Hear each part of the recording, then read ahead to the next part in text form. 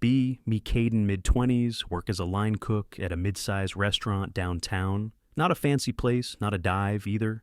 Somewhere in the middle where the food is actually decent and the shifts are genuinely brutal. Been doing this for a few years at this point, and I'm good at it. Learned under someone who didn't explain much. You either figured it out or you got yelled at until you did. I figured it out. The job has a logic to it. I respect, a clear standard. You either hit it during service or you don't. No ambiguity, no politics. No one cares about your emotional state when tickets are piling up. I like that about it. Life outside the kitchen is simple by design, small apartment. A few friends I see here and there. Not a lot of noise, not because anything went wrong, just because I figured out early that I didn't need a lot going on around me to be okay. Some people find that strange. They assume something must be missing. Nothing's missing. I just have a low maintenance setting. I show up, I do the work, I go home, met her at a birthday thing for someone I went to school with. Almost didn't go because it had been a long week.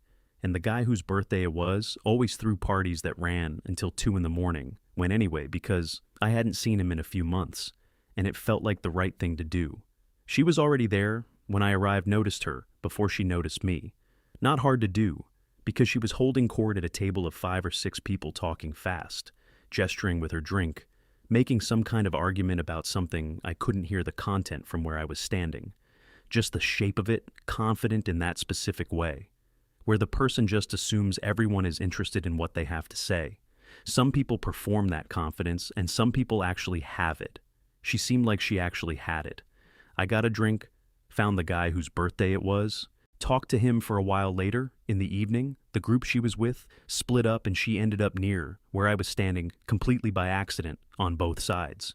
We started talking, and it was different one-on-one than I'd expected from watching her across the room. Less performing, more actual exchange. She asked what I did, and I told her, and she seemed genuinely curious about it, which people often aren't. A lot of people here cook and immediately start sorting you into a category in their head. She asked real questions. What kind of food, what the hours were like, whether I actually liked it or just did it. I answered honestly, and she listened, which I noticed because it's rarer than it should be. She was studying something at the time, had read a lot, had opinions about most things, talked fast, but wasn't just waiting for her turn to talk. We ended up in a corner of that apartment for 2 hours, without either of us planning for that to happen. She texted me before I'd even gotten home. That night we started seeing each other. After that first few weeks were good. She was a lot, in terms of volume and energy and the amount of things she had to say about everything. But interesting, the kind of person who reads something and then needs to talk about it to process it. I'd listen and contribute when I had something worth adding, and stay quiet when I didn't. She said she liked that, said I was grounding. I took it as a compliment and figured it was just a decent fit. We settled into a rhythm pretty naturally, few nights a week together, separate lives in between. It worked. She was the kind of person who had a cause at all times, not in an annoying way necessarily, more like she couldn't be interested in something halfway. If she cared about a topic, she was going to read about it, talk about it, have positions on it. I found this interesting for the most part. Even when I didn't share the positions, she'd ask what I thought about things, and I'd tell her, honestly, and she seemed to like, that I didn't just agree with her. Said most people in her life either agreed immediately or got defensive, and I did neither. We'd go back and forth on things. Sometimes I'd push back when I had a reason to, and she'd either update her position or hold it better than before. It was fine. One thing I noticed early was that her framework for relationships was very defined. She'd clearly thought about it a lot, read about it, talked about it with her friends. She had a specific idea of what a healthy relationship looked like and what a toxic one looked like, and she was very comfortable applying those labels. I didn't think much of it at the time. It seemed like self-awareness, which is generally a good thing. The first time it connected to me directly was minor. She mentioned that her last relationship had ended, partly because he'd been controlling, described it carefully, gave examples checking her phone, questioning who she was out with, getting angry when she made plans without consulting him first. I said that sounded exhausting. She said it was, and she said she'd learned from it that she needed someone who trusted her. I said trust seemed like the baseline for any relationship that made sense. She said exactly. And most men didn't understand that. I didn't push back on the most men part because I had nothing to gain from it. But I filed it away. I remember the first time she mentioned an ex, like It was just a normal thing to bring up. We were at her place. She was cooking dinner. I was at the kitchen counter. She just brought this guy up while she was doing something on the stove. Gave his name, said he'd been into CrossFit, worked in finance, was genuinely funny, but had some issues, described a trip they'd taken. A couple of memories from when they were together. She wasn't being dramatic about it or making a point. It just came out naturally in the flow of talking. I sat there and listened, didn't feel anything in particular. Some guy she'd been with before me. Okay, that's how history works. People have history. She finished what she was saying and looked at me waiting for something. I didn't have a reaction to give her, so I said something like, "Yeah, makes sense," and kept eating. She smiled, said she really appreciated that I wasn't the type to get weird about her past. Said a lot of guys made it into a whole thing, and she'd always found that exhausting. Said something about how insecurity in men, specifically that kind of jealousy over history, was just so draining to deal with. I agreed, broadly, because it seemed reasonable to agree with. If someone's past makes you fall apart, that's your issue, not theirs. She nodded like I'd said something wise. I didn't think much of the exchange at the time, just figured it was her way of processing something. Some people talk through their past to put it somewhere. I don't really do that myself, but I understand it. We kept seeing each other, maybe 3 weeks later. She brought up one different person, an artist type. They'd traveled together at some point. She described it fondly, again very casual. Just worked into a conversation about something else. I did the same thing I'd done before. Listened, didn't react. She did the same thing she'd done before. Said something about how refreshing it was to be with someone who didn't need to make everything about ownership. Said the word secure, and meant it as a compliment pointed at me. I said thanks and meant it back. It happened again after that. And then again, by the 4th or 5th time, I started noticing the structure. She'd bring someone up, with some detail attached. A personality trait or a trip or something. They used to do, I'd give her nothing. She'd say something positive about my nothing. The nothing was being rewarded, which is a strange loop to be inside of. I wasn't performing calm. I was genuinely calm. It just started feeling like a test. I was passing on repeat without being told the name of the test. There was one evening where she brought someone up, and then immediately said, "Tell me if this bothers you. I want you to be honest." I said it didn't bother me. She looked at me for a long second, then said, "Most men say that and mean something else." I said, "I mean it." She said, "How can you tell the difference between actually not being bothered and just suppressing it?" I thought about that and said, "Because I'm not thinking about the guy, I'm thinking about what I want to eat later." She laughed, said that was either the healthiest thing she'd ever heard or the most emotionally detached. I said I didn't see how those were different. In this case, the stories had a pattern inside of them that I also started noticing after a while, whatever the relationship had been like. In the good parts, eventually the guy had done something that fit one of her categories: jealous, controlling, emotionally unavailable, unable to handle her independence. The categories were consistent even if the details changed. I never said this out loud, but I was aware of it. The stories weren't just memories, they were case studies, and I was apparently the control group. She also had a specific vocabulary she used constantly. The word toxic came up all the time, applied to her exes, to men she heard about through friends, to behaviors she'd read about online. Jealousy was toxic, possessiveness was toxic, needing to know where someone was going was toxic, questioning who someone's friends were was toxic, needing constant validation was toxic. I didn't argue with any of it, because most of it was actually reasonable. If you can't trust your partner, you shouldn't be with them. That's just logic. But I noticed she had a very developed taxonomy for male failure, and she referred to it often. Every story about a past relationship eventually landed on something he'd done that fit one of these categories. I started to feel like I was being measured against a checklist I hadn't been given, not in a way I could point to specifically and say, this is a problem, just in a way I was aware of. Her friends apparently found me baffling. She told me this one evening, laughing about it. They'd asked her to describe me, and she described me as calm and not jealous. And she said they couldn't figure out what to do with that. One of them had apparently asked if I was emotionally available at all, or just politely disengaged.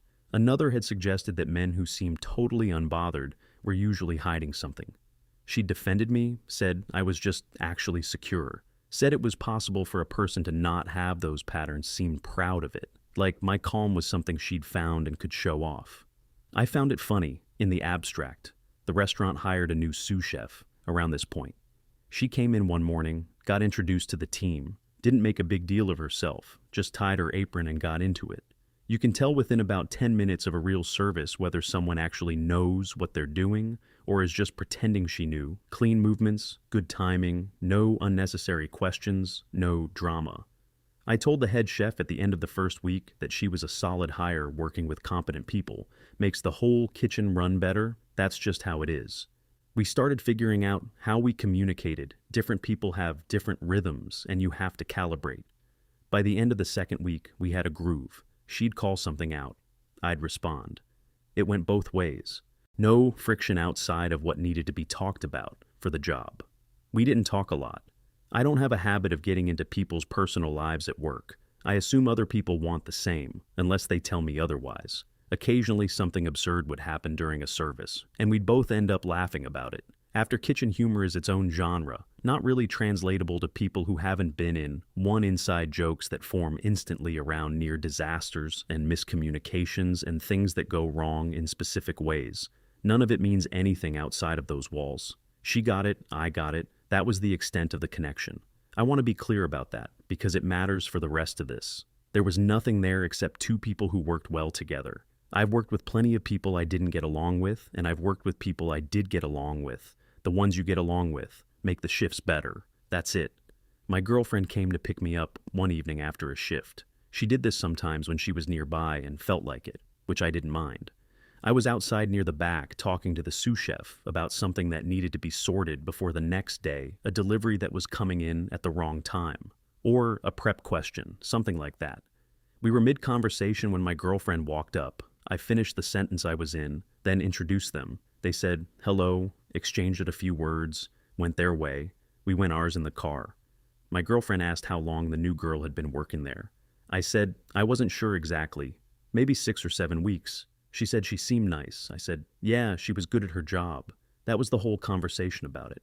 She was a bit quieter than usual that evening, but I put it down to a long day. I was tired from the shift and didn't have a lot of energy for reading into things. We ate something and went to sleep, and it was fine sometime after that, maybe a week or more. She asked if we ever hung out outside of work. I said no, we just talked about work. She said she wasn't asking for any specific reason, just wondering, then said something about how she was pretty. I actually thought about it for a second, before answering, which I don't think she expected. Said probably I hadn't really been paying attention to that.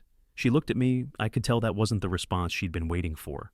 I think she expected me to say something like, not really, or not compared to you, or some version of reassurance. I didn't say it because it hadn't occurred to me, and also because it would have felt fake. She moved on to something else and I let it go. Things were okay for a bit. Normal rhythm, a few nights a week. Nothing unusual. Then the questions started coming with a bit more shape to them. How late did we usually stay after service? Who was around at the end of the night?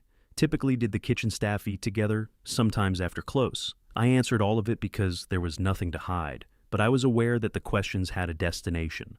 She was building a map of something, even if she wasn't saying what it was. There was a stretch of maybe 2 weeks where it came up, in small ways, pretty regularly. A comment here, a question there, nothing big enough to actually address. Directly, she mentioned once that a coworker getting too close is how a lot of relationships fall apart. Said it like she was saying something she'd read, not something she was feeling. I said I'd heard that. She said it was important to maintain transparency in those situations. I said I agreed. She said she appreciated that. I understood that. I said sure, we kept moving, but the shape of those 2 weeks was clear enough. She was circling something she didn't want to name directly, probably because naming it would mean asking me something, and I might answer it in a way she didn't want. Then she told me a story about a friend. Said this friend had been in a relationship where her boyfriend developed a close friendship with someone at work over time, and it hadn't been an affair exactly, but it had slowly hollowed out the relationship. Described it with a lot of detail, how the friend hadn't seen it coming, how it looked from the outside. Then she looked at me like she'd said something significant. I asked if there was something she actually wanted to ask me. She said no, she was just sharing something that happened to someone she knew. I said okay, but we both understood what had just happened. She brought up the CrossFit finance guy again. Around this time, said he'd texted her out of nowhere, and they'd had a short back and forth, just catching up. Nothing serious. Same tone she always used, same expression, same pause at the end, while she waited for the nothing I gave her. The nothing she started doing the thing where she validates the nothing. Said she was glad I wasn't the type to get paranoid about something like that. Said she'd been with men who would have treated that text like a crime scene.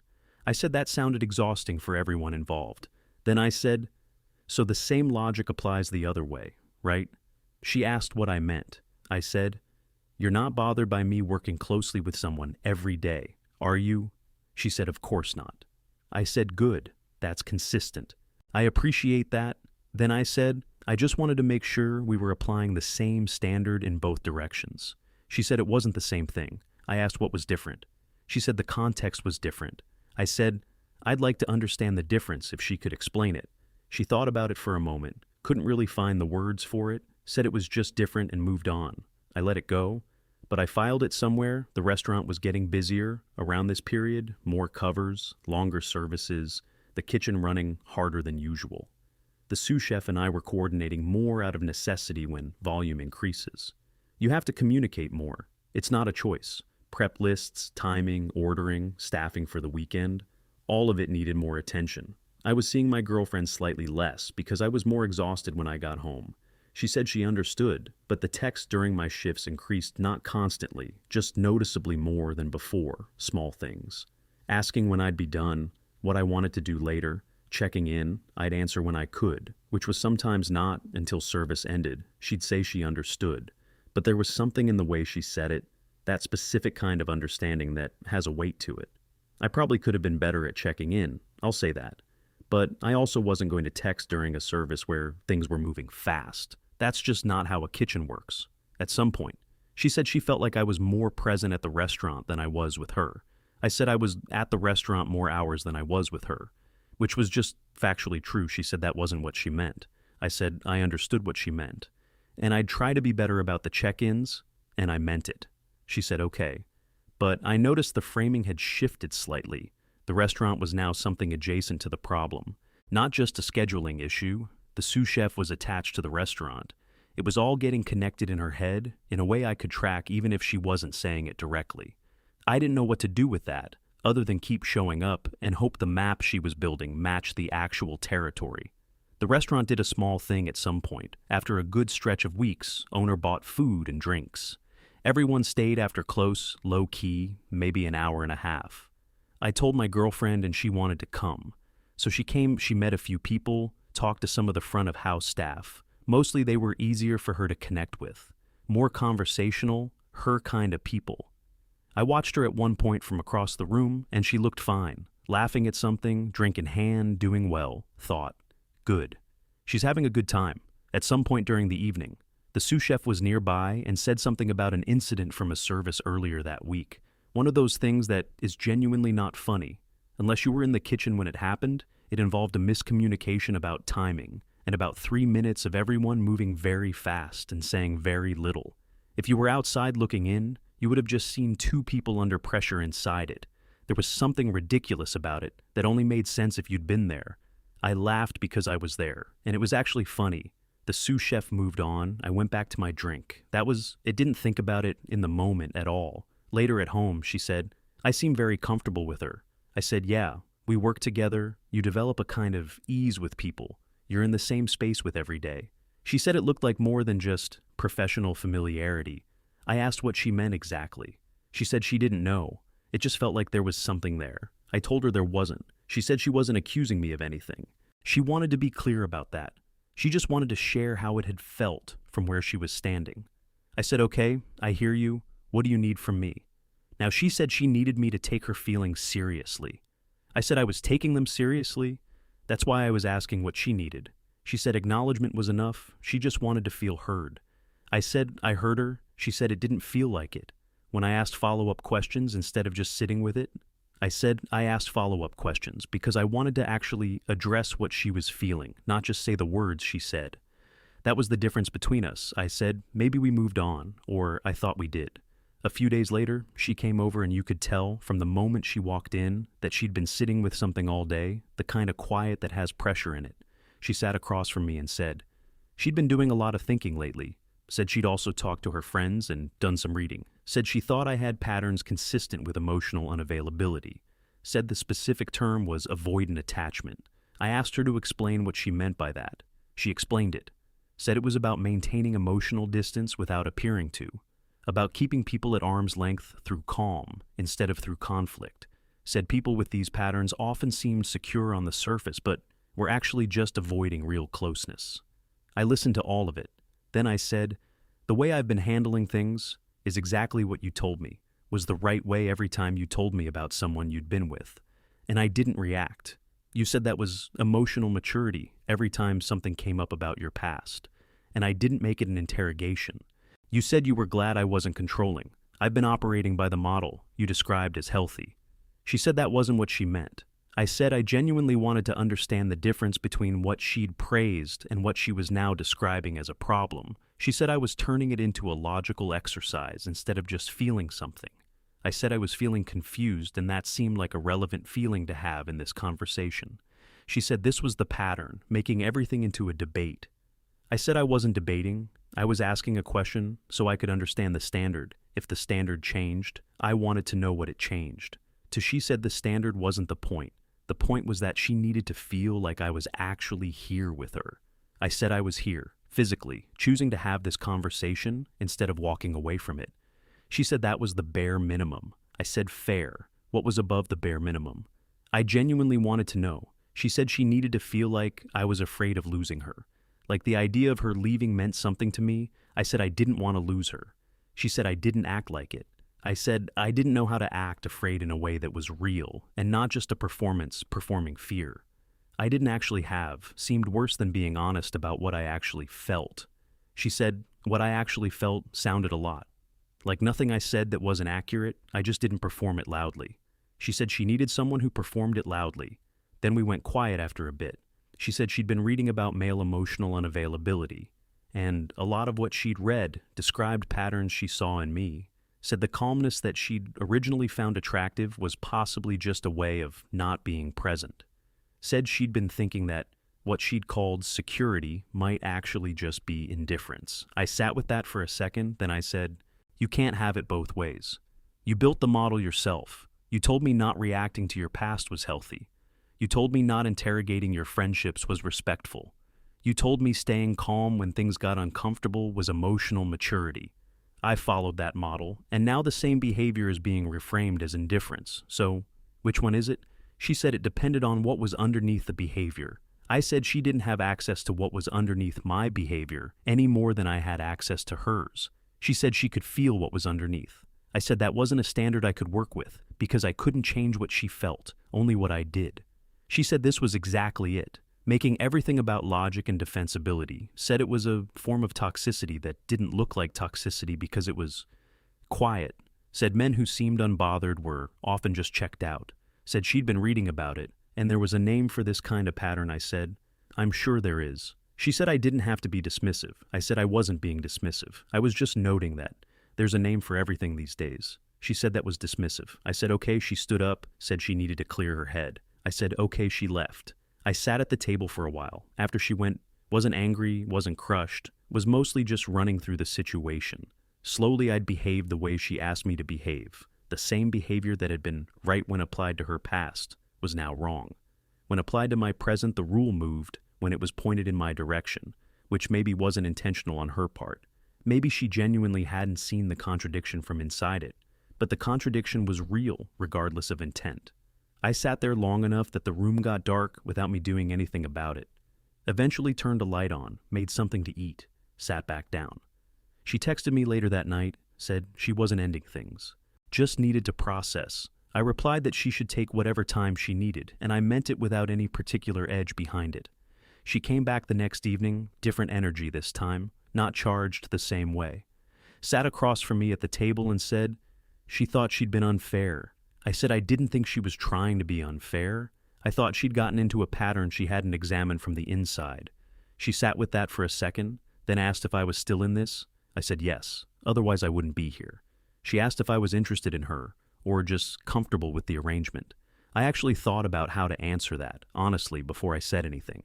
Said she was interesting. I paid attention when she talked. I made choices to be here. That was interest. She nodded, then said she felt like she couldn't reach me. Sometimes said there was a wall she kept running into. I said that was probably accurate. I wasn't an easy person to read, But the wall wasn't the same as nothing being there. She said she understood that intellectually, but it didn't help her feel it. I said I could try to be more deliberate about showing up in the ways that actually mattered to her. Asked what those were specifically, so I wasn't guessing she named a few things: more check-ins when I was at work, more verbal acknowledgement when she told me something difficult, less going quiet when things got tense. All of it seemed reasonable. I said I would work on those things. She looked like some weight had shifted. We talked for a while longer, and it felt like we'd actually gotten somewhere. Felt like a real conversation. For the first time in a while, then, she came back to the coworker, said she was still uncomfortable with it. I asked what specifically bothered her. She said the ease, the laughing at the staff thing, the sense that I was more open in that context than I was with her. I said I was more relaxed at work in general, because I'd been doing it for years, and I knew what was expected of me there. She said it was a sad thing to say about a relationship, that a job felt easier. I said that wasn't what I meant. I meant familiarity, not comfort in terms of preference. She said it still didn't feel good to hear. I said I understood. Then I said, "You talk to your ex sometimes?" And I've never said a word about it. She said, "Yes," I said, "because that's what you told me a secure person does." She said, "Yes," I said, "so I'm doing the same thing right now. I'm not making your discomfort into a crisis. I'm sitting with it. I'm asking what would help." She said it wasn't the same. I asked why. She thought for a moment. Said it just wasn't. I said I wasn't trying to corner her in an argument. I genuinely just wanted to know what the rule was, so I could follow it. She said it wasn't about rules. I said, then I didn't know how to navigate it, because without a consistent rule, I was just guessing what would be wrong next. She went quiet. I said something I'd been thinking for a while at this point, but hadn't said out loud. Said, I think what you want is someone secure enough not to feel threatened by your past and your connections, but insecure enough to visibly panic at the thought of losing you.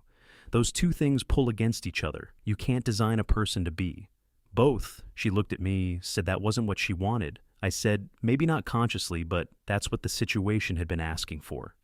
This whole time she didn't argue, just sat there for a moment, then said, maybe I need to think about what I actually want. Said she wasn't sure the version of a relationship she'd been looking for was internally consistent. I said I'd been thinking about what I wanted too. Said what I wanted was something that operated on consistent terms, not terms that meant emotional maturity when applied one direction and emotional unavailability when applied the other. She said she hurt. Me said she didn't think we were in the same place about what this needed to be. I said that might be true. Said I thought she was a good person who'd thought seriously about how relationships should work and had just maybe built a framework that only ran one way.